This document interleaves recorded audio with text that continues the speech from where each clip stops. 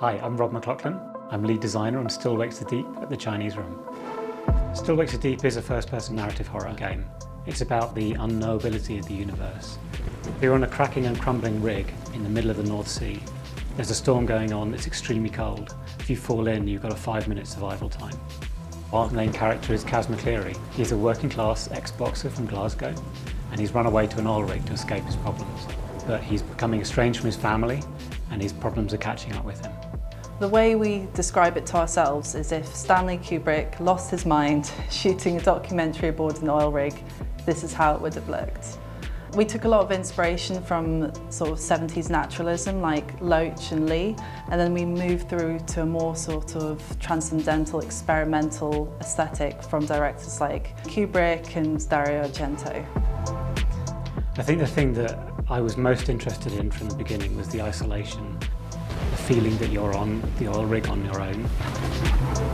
We actually just leaned into the oil rig environment. An oil rig is a kind of scary place anyway.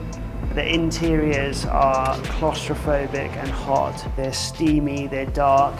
With the exteriors, you're outside against the elements. With the North Sea there, a crazy storm. So yeah, I mean, we didn't really have to do too many tricks. Just imagine what it's like to be on an oil rig. And that's even before things get weird. Oh, jeez.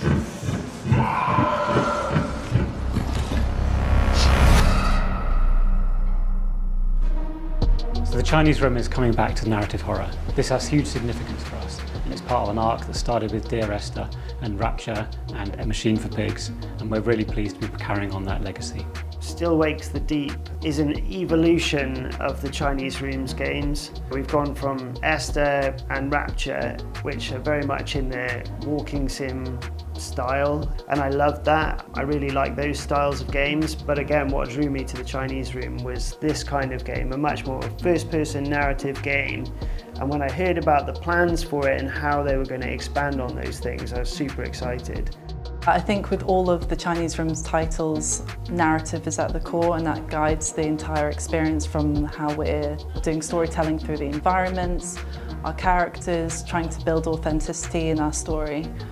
On Still Wakes the Deep, we had 3 core art direction pillars. So the first was making it personal, the second was authenticity, and the third is a terrible beauty.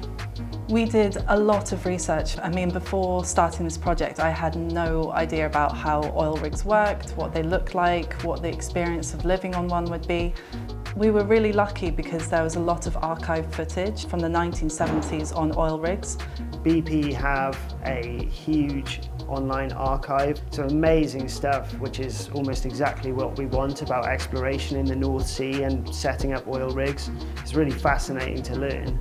Another aspect of research which kind of plagues me a little is that I'm forever looking at and taking pictures of pipes, signs, things like this. My holiday photos are just my family, my wife, my son, and then hundreds of photos of like boats or cranes and things like this, which do come in handy.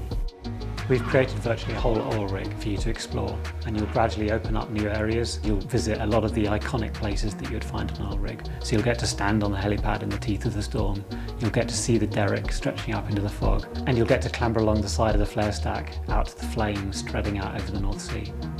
One of the challenges for us, and one of the things that we spent a lot of time on, was the evolution of the rig. So you'll return to places that you've seen before, but they'll have been changed by the destruction of the rig, the gradual sinking and tilting of the rig, the flooding of the rig, and the damage that happens as a result of the events that you witness over the course of the game. There were 2 quite big distinctions that we wanted to make when doing our research on oil rigs. One is to make sure that it didn't feel American and it felt distinctly British, particularly Scottish, because that's a huge part of our game. But also Things were very different in the 1970s, so in Still Wakes the Deep our characters aren't typical glamorous, good-looking people necessarily. We took a lot of inspiration from BBC documentaries, news footage, and even my stepdad features in one of the background characters. At the core of it, it's a very human story. Although there's cosmic and horror elements, it's really about getting to know the people on the rig, the crew, and understanding how they care about each other and want to survive this event.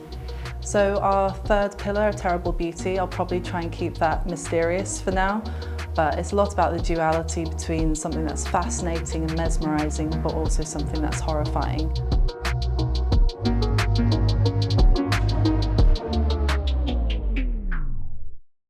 Is it all right to say I'm kind of terrified? You know, now it's finally, people are actually going to see it, and it's no longer this kind of like fun thing that I do every day.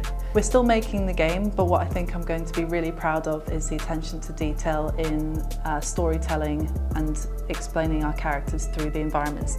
I think we've got a really strong pedigree here at the Chinese Room about working with horror and about working with narrative, and I'm really pleased that we can continue this with Still Wakes the Deep. So much of our attention has gone into this game, and now it's in a state that we're really happy with. Hopefully people will like it.